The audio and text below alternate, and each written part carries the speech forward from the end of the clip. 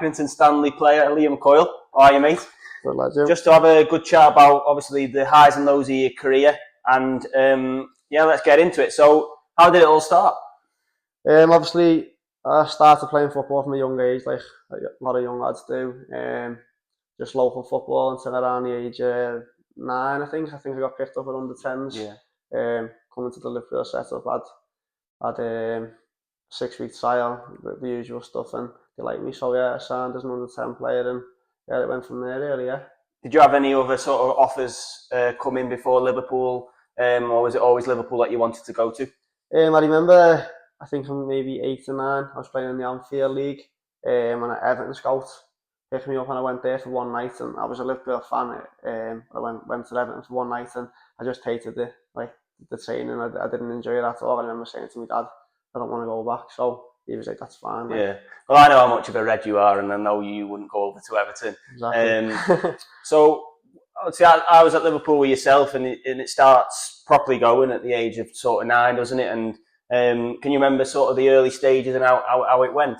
Yeah, obviously when I first joined, like, there's always like a pecking order, as much as people say there isn't. There is a pecking order. So the games used to be split into like 4 quarters, didn't they? So I think I remember the first year or two, maybe I'd get like 2 out of them 4 quarters. It didn't bother me that the lads used to get 4. I was just buzzing to be playing for Liverpool and got on with it. And maybe it frustrated me mum and dad. I haven't really spoken to them about it. Like, but you don't know, do you, what the parents think? But as long as you're enjoying it and you're happy, I think they're happy. And then obviously you like to think you can work yourself up to play them even more. Yeah, because you were always sort of the stand. Obviously, I was the year above you, and you were always the standout player from the level below, and you always come to train with us, and I always obviously thought you were a bit of a special talent at that age. How did you find yourself in that age? Did you always feel that you were sort of a leader and could sort of guide the team forward?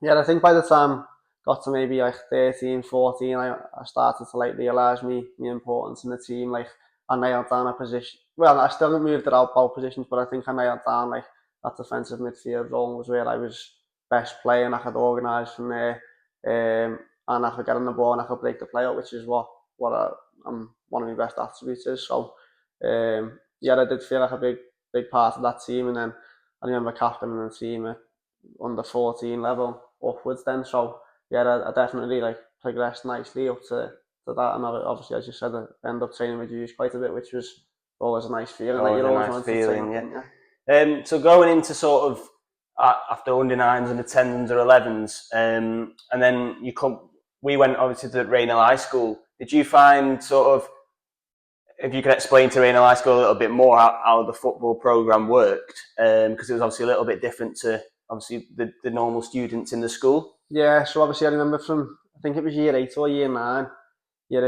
we started having daily training sessions, didn't we? So that's like coming out of school on a Tuesday and Thursday to do training in the afternoon, have a little bit of food, and then train again in the evening. So you do that twice a week. So quite demanding for young lads, really, when you think back. But obviously really enjoyable getting out of school. Everyone else is still in there, so you feel lucky. But I was in Cardinal in West Derby until year 9.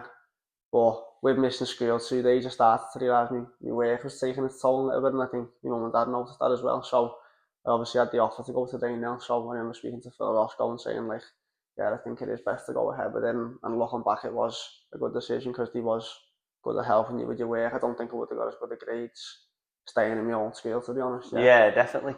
So once you get sort of 14s, 15s, it comes up to the scholarship level.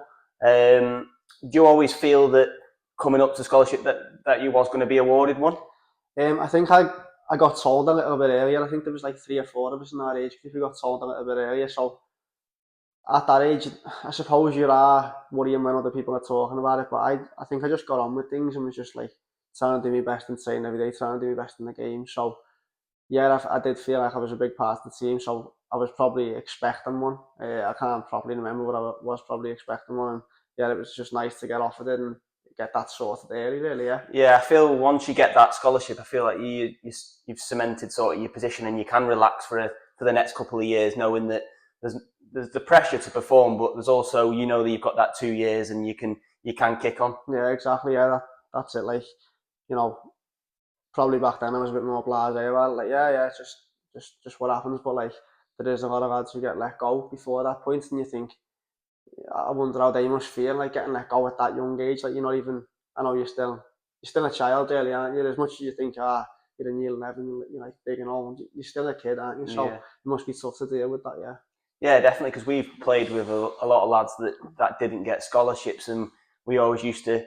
I feel like when you're in that bubble at the academy, you don't sort of see it from the outside how low it can be. And we've spoken to lads that didn't get scholarships, and it's not an easy position to come back from, really, is it? No, it's not like that. That's a surprise when, like, obviously I've been lucky enough to get offered the scholar in the pro and moved on to the professional game. But you think, he was such a good player, like, and they might have got at least, but you think, he was still such a good player. Like, how isn't he playing for anyone, or how did that go that way? And you just sort of realise, like, that the low can hit you, and you might not want to go through that again. You might want to go and pursue something else. Like, your whole life's being pushed towards football. To be fair, like, 4 nights a week at the academy, a game on the weekend, like, it's a lot. It's high demands from a young age, isn't it? So obviously, coming out of that, if you don't go straight back into it, you can probably just think, I'm having a break from all that, and then it's too late. Maybe then it could be too late. Yeah. Yeah, definitely. Did you notice a big difference from going from sort of training Tuesday, Thursday, game Saturday to full time being a scholar at Liverpool? I think, like I said, because we had the daily sessions, maybe that was a way to get you ready for more intense training. Most of the times with the under 18s, we'd only train the once and have like a gym session in the afternoon, wouldn't we? But even then, it'd still be like, you'd still get your Sunday off, wouldn't you? Which was nice. Obviously, everyone likes a Sunday off and game on a Saturday. So probably not too much of a jump, no, not really. I personally, I mean, we'll get your point of view, but I personally loved being with everyone every day, because you just sort of, it's not just the football, it's the banter, and it's everyone taking the piss out of each other and having a laugh. And yeah, I enjoyed that side. I enjoyed obviously the football side as well. But I think they're not just sort of your teammates. You do actually become obviously good mates with each other. Yeah, exactly. Yeah, we spent like days and hours together, didn't we? Like in school, and minibuses to the academy, then travelling away for the away games. You literally are with them more than anyone else. So you do become really close mates with so many people. That's why it's sad, obviously, in football when people just move on. Like, they could be gone the next week to another club in another part of the country. But yeah, you do have a good laugh. Like, we had like some funny times, and you've probably got loads of memories you can think of where you think, how good was that? Like the whole scene together, like your mates, and then you go and play footy with them in the night and that. So yeah, it was good.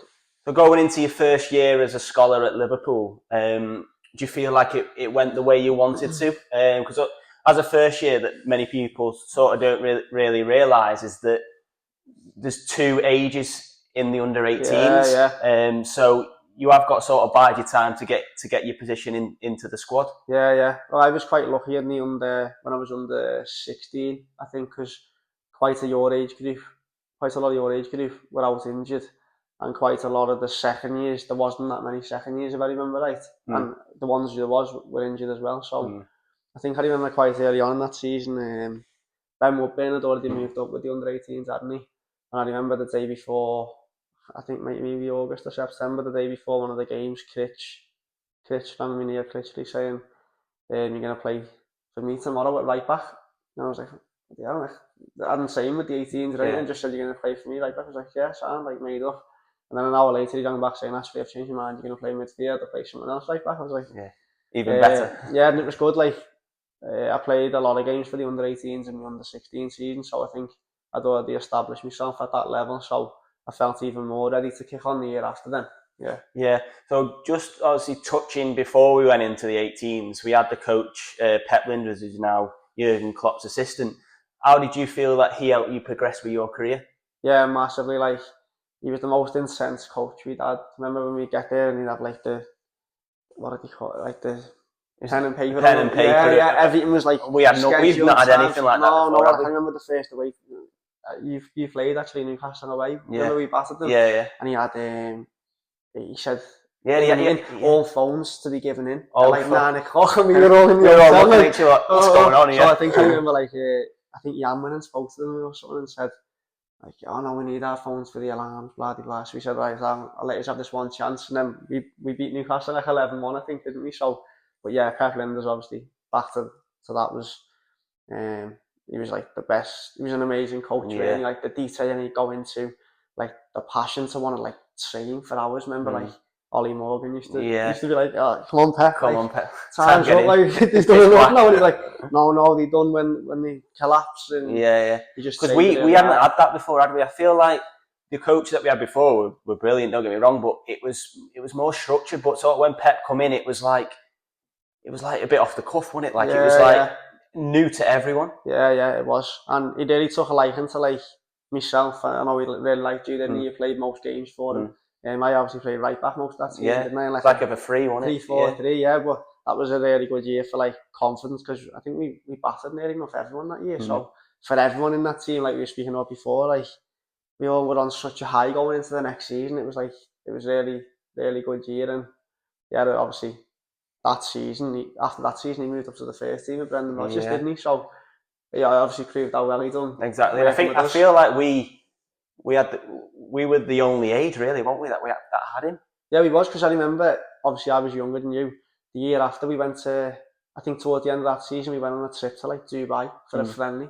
So I don't know how that came out with Pep, and he had me and Adam Lewis on the plane on the way back with like, and obviously we played 3-4-3. It was like a first team, like he had 4-4-2 mapped out. This was the team, and this was in like March the year before, and it's like, this is how intense this fella is. Like he must go home and like speak to his wife and kids about formations and that. But like, fair play to him, it's got him to where he is today, and obviously he's coaching some of the best players in the world with Jurgen Klopp. So can't argue with it. Like, I think you just mentioned it then, away trips, and I think the privilege of what we had of the away trips, and I think how you get looked after, not just sort of, oh, you get a bus to here and a bus there. It was obviously hotels and away games, and even pre-season going to different countries. I think that can take so many much memories out of that, can't you? Yeah. Like you look back, I think at the time, like I said, you're just in that bubble and you just think this is what life's meant to be. But then once you come out of that bubble, you realise like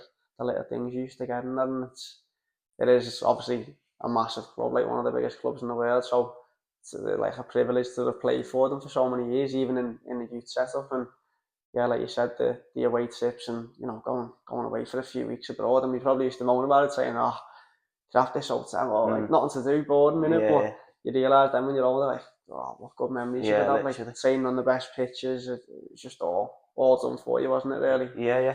So going into the first season and that coming to an end, and then you're going into your second season, was you still on your scholarship then, or? No, I just got me pro towards the end of that. Of your first year? The end of my first year, yeah. I remember Gerrard coming to start helping Kitch out, and we all had a bit of an inkling he was going to take over the 18s the year after, and Kitch would move up. So obviously I wasn't about that, but it was like basically when he come in, I got me pro sorted then, really, so that was nice. So obviously moving on to Gerrard and his career that he's had himself, what was your feelings when you knew he was coming in? Yeah, obviously, like, massive Liverpool fan. Gerrard's like my hero, like, can't do no wrong, like, get him off, he's my favourite player, all that, do you know what I mean? So obviously I was a bit starstruck. I think everyone was, even if you weren't a Liverpool fan, just because, like, it's like, when he walks into a room, you know he's there, he's training with you, and he's smashing into you, and zinging balls about, and you're just thinking, oh, I must look terrible compared to him, but you're trying your best in that. But obviously he made me captain that year, and almost gave me such confidence. Like, I remember him ringing me after one of the games saying like how well I'd done, and thought you led the team really well, blah blah blah. And then even after a bad game, he rang me once as well, and I just thought, he's like taking the time and effort to like put into me, so it does make you feel good. Same as Pep, though, really. Like I said, he put the trust in me as well. I think most of the academy coaches did, to be fair, but it was nice, especially as you were getting older, you want that trust even more, because you think it's getting towards more the serious stuff now. Was there anything that Steven Gerrard sort of said to you that stuck in your head, or any advice that he did give you? I can't really remember as such, because after about 5 or 6 games, sadly, that was when I picked up my first back injury. So obviously I'd worked them from like March through to like September, but obviously it's the summer break in there as well. So nothing out of the ordinary, just like we were doing passing drills, like different like ways of striking the ball. And he'd be showing you different techniques. He'd be showing them into the mini goals, and you'd be shanking them wide and that. You know what I mean? But obviously it's great learning from him and trying to take some stuff from him into the game. But like I said, I picked up an injury and didn't really play again until April, I think. So it was a bit of a killer. It's crazy though, because you talk about that injury there, and it's crazy because we both had the exact same, same injury. It was loads. And I know personally how it affected me.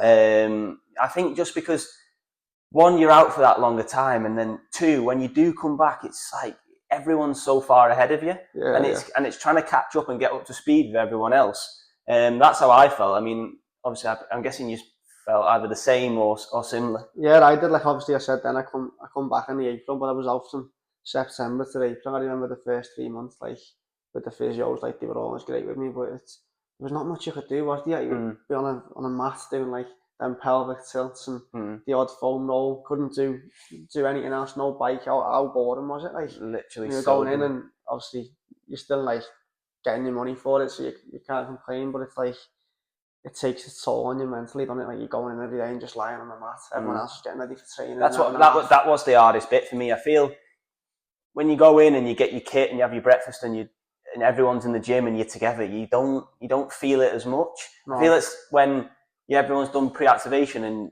you used to join in with that, and then you knew they were going out and you could see them going out. I always thought that was the worst bit. Yeah, it was, and you could obviously. Some people like watching training when they're injured, some don't. Like you couldn't watch from where we was in that little gym. The shutter was down, and it was just like you were just in there trying to have a laugh, like weren't you just like reaching around, trying to push out people.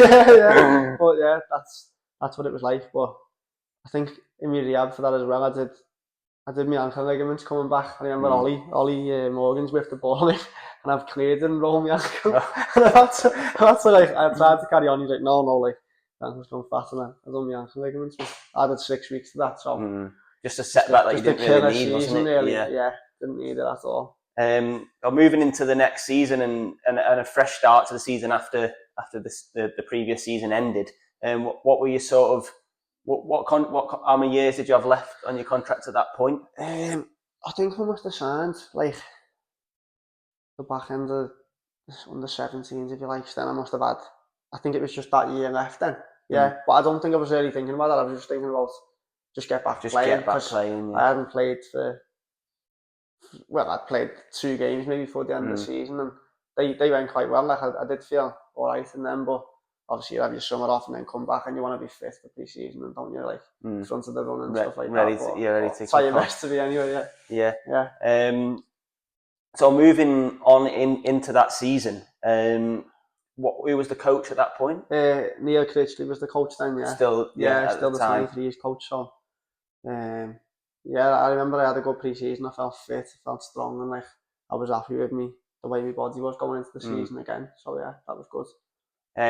Did you notice a big difference from 23s to 18s football? Yeah, there was a big difference from that. I think I think I remember my first game was actually in the season before I was talking about for the 23. It was at Prenton Park against Man City. So I think there was a few of the first team players dropping down. So I don't know how I ended up playing in that one anyway. Like Grujic and Harry Wilson was playing in that. Like few very good players in that. I remember thinking I think I played about 65, 70, and I was thinking I was well harder than the 18s. I was finishing 18s game, obviously working my socks off, but that was different level, more athletic, and like I said, you got first team players dropping down who were physically used to training with men, and you're basically still training with kids at 18s, aren't you? So it was a big step up, and the level does jump up as well. I think.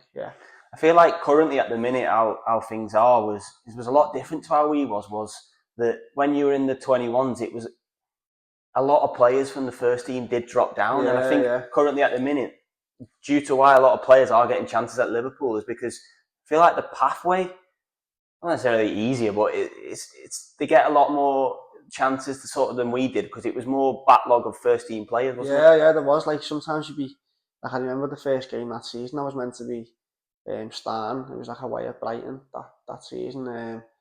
and in like the shape, if you like, the day before, I was in the shape, and Pedro Chiavella was meant to be leading the club. It was either on loan or on a perm, I think on loan this time. But his loan fell through last minute. So I remember Critch pulling me saying like, Pedro's staying now. Like he's the same position as you. He's like, obviously he didn't say it like this, but he just said, Pedro's basically got to play. Yeah. So that took me off the team. Then. And I So feel like he didn't really have like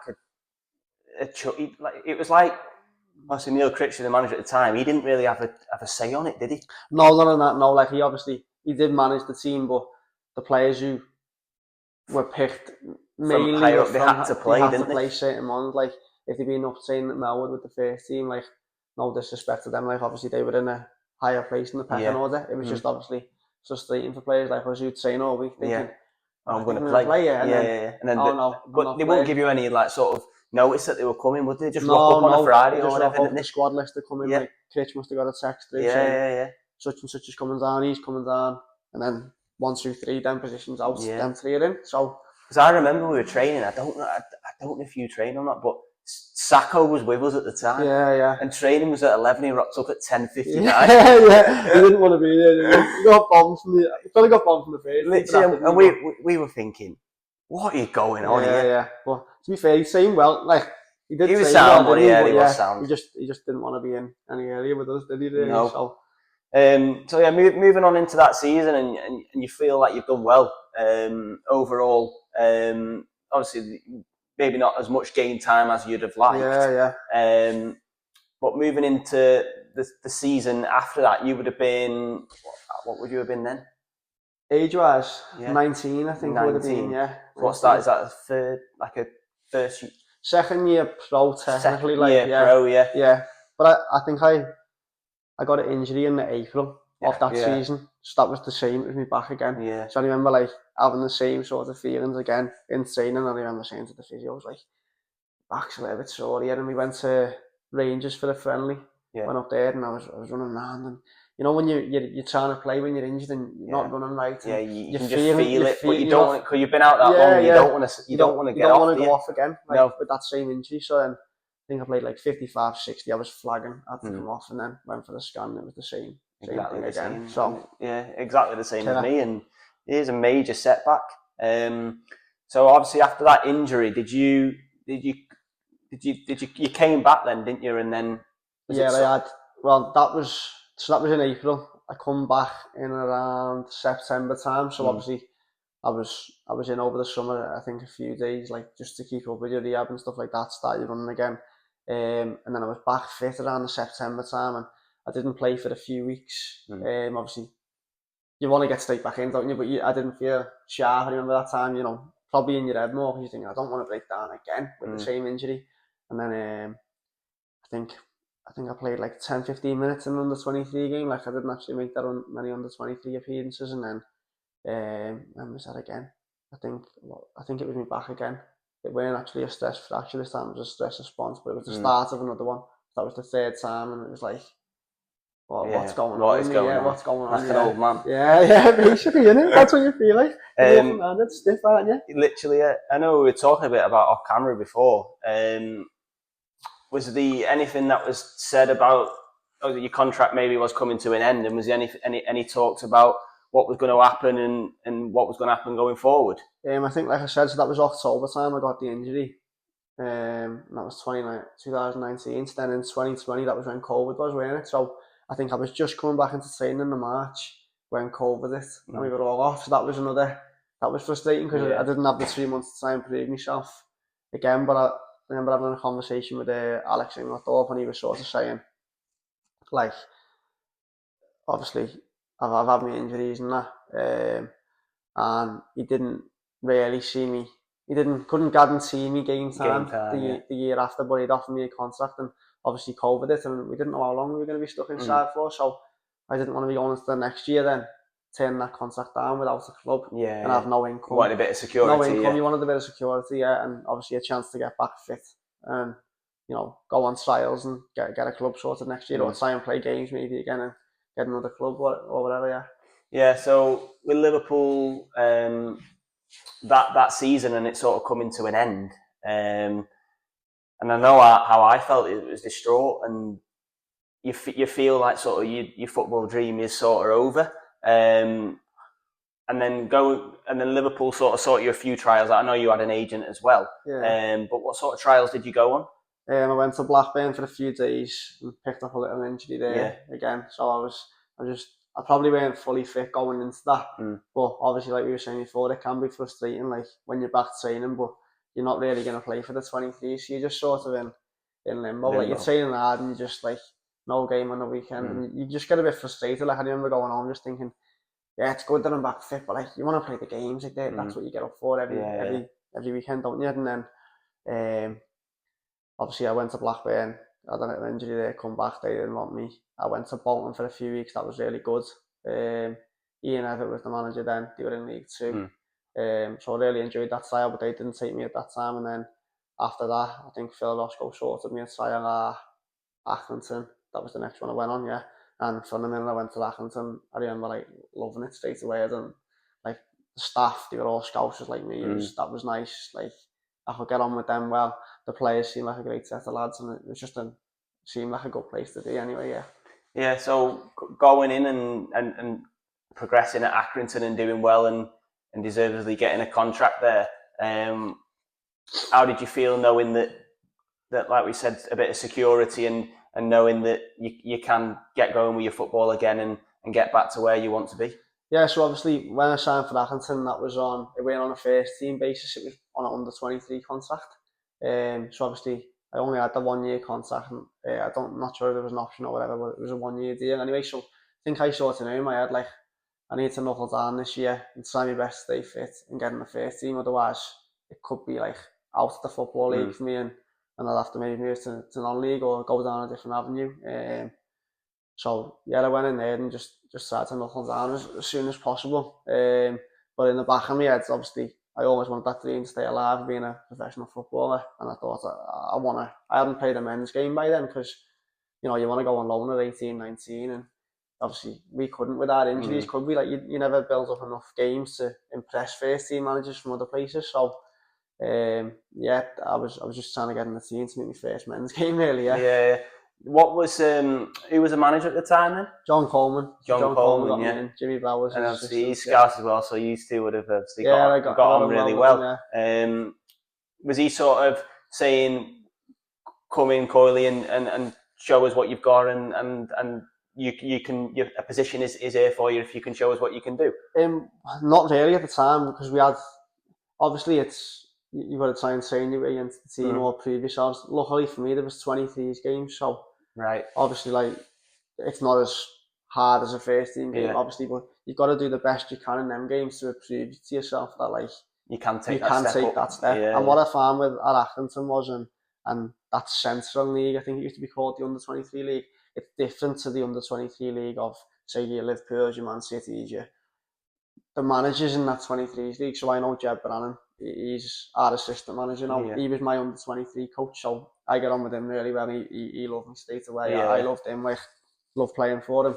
He wanted to win games in the 23s league, and it was like, don't, obviously wants to play nice football, but don't overplay if it's not on. Get it forwards and get crossing the ball. It was a bit of a different style to get used to, but one I really enjoyed, because obviously, I like getting about, getting myself into duels, challenges, headers, and spinning the ball in behind rather than sometimes taking touches. Loads of touches.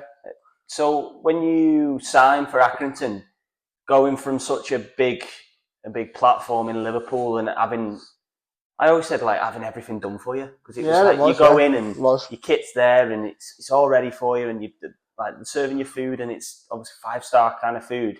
Did you notice a massive difference when you went to Aki? Or massive. Like I remember the first few months we didn't have our own training grounds. We were training at like I think it was like a cricket pitch down in Preston Ways. Like, wasn't the best surface, but you just have to get on with it. And I think the first teams had like their kit like sort of the right size or whatever, but the 23s you just got lashed with anything really. So like I'm not. Some lads would be bothered by that, wouldn't you? You probably know lads you grew up in the academy going, I'm not wearing that. But you just got on with it, and you running around in the skirts and that. It was. I remember that. I think I had an extra large jumper. I used to suck it in. He suck it in like, look at the size of it. But little things like that. Like there was no food at the time at the club. You had to bring your own food in Right, okay. pre-season. Yeah, it was a lot different, but I really enjoyed the change as much as like everything being done for you. Yeah. It was just something new, and for me, normally like same, like we were saying before, like being at home, like same stuff, like routine Yeah. and that. But it was a good change. Like I did really enjoy it, and the lads there definitely helped. Like because it's such a because everyone's in that environment together. Everyone just sticks Like together. unite, It's a really together, good group of lads. Yeah. So we touched on it then about you playing in the 23s, and then how did it come from the first team manager about getting your debut? So remember the Papa John's trophy, Yeah. like so obviously the lads who impressed more than the 23 seems to get a chance in that. So I think the first game was at home against Barrow, I think, and like we all had to turn off the way in the squad, and we all had to turn off, and I was thinking, I hope like I've done alright in 20 years, I hope I get a chance tonight. And he didn't even put me on the bench, and I remember thinking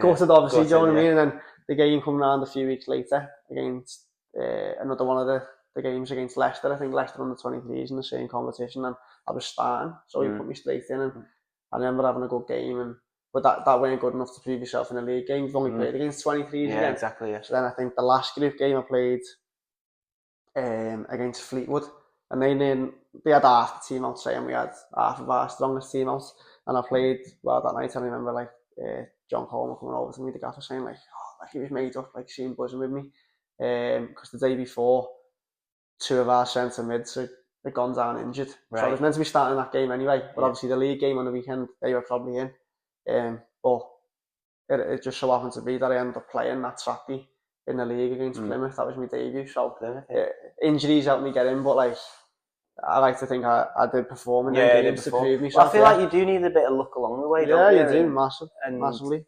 You see it across a lot of teams when young lads get chances. Like Liverpool at the minute, there's loads of lads getting chances due to injuries, and I feel like you do need a bit of that luck along the way. And then once you're in, it's down to you to cement your position. It is, yeah, because if the team's doing well and there is no injuries, there's no argument. You can't say, I should be in the team, because the team's winning and the first team are fit. So at that point, you just have to keep yourself going and try your best to get in there. Do you know what I mean? Because there was a big squad of us in the 23s as well. Like I think that was the first year he proper started the 23s at Accrington. So it all worked out nicely for me, if you like. Do you know what I mean? Yeah. And then once you're in, you can just keep going, and then it leads to more appearances. And as shown, you have, how many appearances have you got now for? I think for Accrington I've played over 80.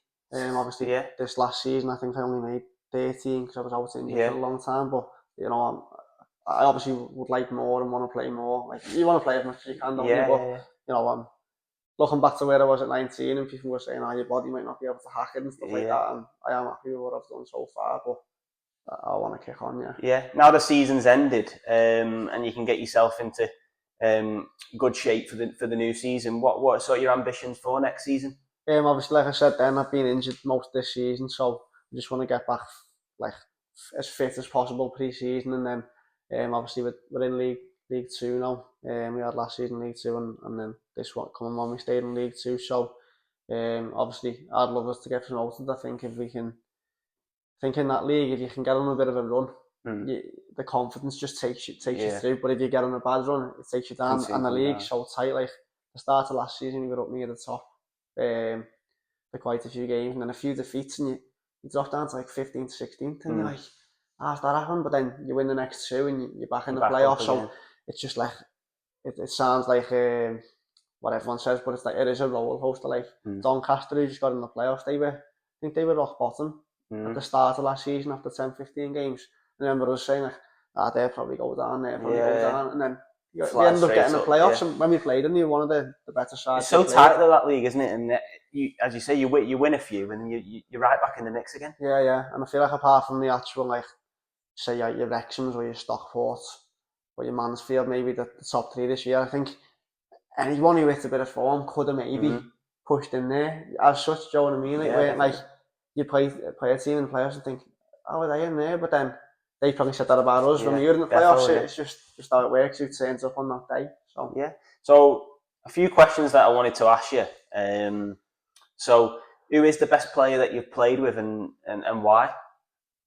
So like in the first team, I reckon to know like growing up. I just like, mean, I mean, right across from Liverpool to Accrington Stanley, and I don't just mean the best player, maybe the best player, but also the best player that you've learned a lot off as well. I think the obvious one, because we both played with him, would be Trent, wouldn't it? Like what he's gone on to do at Liverpool is like unbelievable. I didn't. Obviously, we all knew his qualities and that, but you probably didn't think he'd get in the team that early and cement his place that early. And some of the passes and the crosses he puts in are just a joke, aren't they? Like, he puts them I feel like we obviously we trained him every day, but we didn't. We always knew he was exceptionally good, but you didn't see some of the things that he does now. Like, I feel like when you train him every day, it sort of like just goes past your head a little bit, doesn't it? Yeah, it does. But then the other flip side of that is he's now playing ball to like top players. Whereas like when he's maybe training with like us or someone else, you might be thinking like, oh, I want to play that ball, but no one's even made that run because they think I can't hit it. So, but obviously confidence is a massive thing, and obviously Pep was up there as well, and he probably like took him under his wing straight away because Pep loved him, didn't he? In the under-16s, he was our captain and that. And obviously, like, he got his chance and he's took it. And it's boss to see like another scouser like in the first team. Is there any sort of older players that caught your eye and you thought, oh, it's good to learn off him? Do you mean in like the Accrington team? So the captain's a midfielder, same as me. Seamus Keneally, he's called. I think he's been at Accrington for like 8 or 9, maybe 9 or 10 years now, maybe. So obviously, I've always looked at him to try and like take parts of his game that maybe I can improve and stuff like that. Like, obviously, he's an experienced dad in the team. Like, I've started conversations with him, and he said he used to play a little bit higher up sometimes, like more as like an 8, but now he mainly holds. And you just listen to little things like you don't realise in the 23s, like not much gets said in the dressing room. You get beat. No one's really at each other, but at that first team level, like there's money on the line, there's leagues on the line, contracts on the line. Like it's intense. It's intense. Like, jobs on the line. Yeah, the amount of meetings we've been in, like after bad defeats, and when I first come into that, I was thinking like, "Whoa, this is all new." But you just got to like thrive in it and relish in it, and take the bollock when it comes at you, it comes at you, and learn what to say to people or learn how to speak to people better as well. Like, I've heard the captain give out loads of bollocks, as I was saying then, but the stuff he's saying, I agree with, and you think, you just remember them little things, like when you're at the academy, everyone says soak up every little bit of information you get. Like, sometimes you used to think, but I'm probably thinking about it too much. But I think if you want to get to that top, like you're saying, you do need to like soak everything up. Yeah, definitely. Who's the favourite manager you've worked under?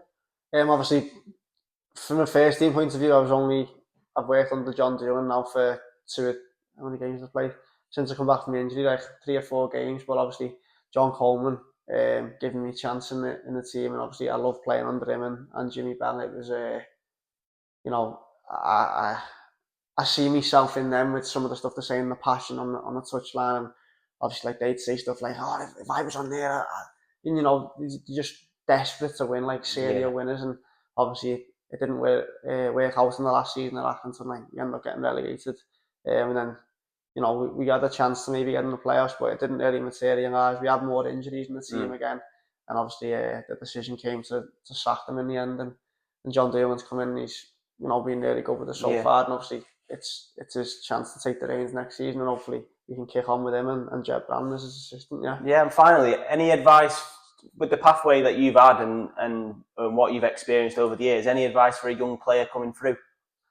I just think, like, don't leave anything out there. Like, give it 100% every time you're out there training or playing games. Like, what's the point in saying nothing and can't be bothered that day? Like, you've got no chance really, have you? Like, you see even players with like so much ability even come down to, like, say, I've seen them in League 1 and League 2, and they've got so much ability, but the managers can't trust them because they don't know what they're going to get from them. Like you said, the job's on the line as well. They want players who they can trust and they can rely on. So you need to be at it every day to be able to, or the way I think anyway, you need to be at it in training to be able to take that into a game. Because if you're trained sloppy, you'll play sloppy, won't you? Because you might just think, can't be bothered today. So that'll be my main one really. And obviously, we were in an intense environment from like 10, as we spoke about before, and loved every minute of it. But it can be intense. So like, I think you do need to remember sometimes you are a kid as a young player still. So like, you still need to enjoy like